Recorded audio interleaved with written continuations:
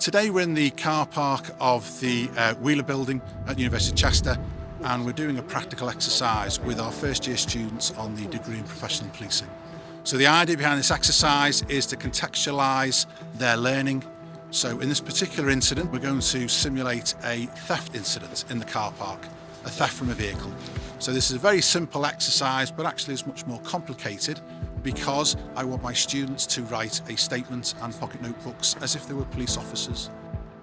So the idea will be, I'll position my students at different locations so they get different views, and then my suspects will come in, act suspiciously around the car park,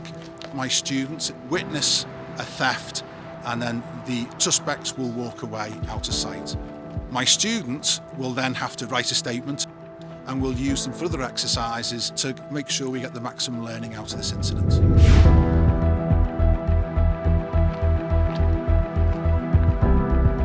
The challenges the students have is it's trying to put context of what they've learnt in the classroom, and actually for us to demonstrate how difficult it is. It's sometimes easy to think that things are easy, when in reality they're far more complicated. And so the whole point of this is start to get them a little outside, start to get them, as they kind of said there, they're excited about doing things like this, but then we can really learn from it and actually use it as a learning tool, because the whole idea of this is they will compare with another scenario and then they can look at their own statements and then go, actually all these things I've missed out, and then they'll have another go and another go, and it's part of a whole series of building blocks for them to actually get their knowledge. So this is showing the practical elements of this course, which is the bedrock of what we believe how it should be taught.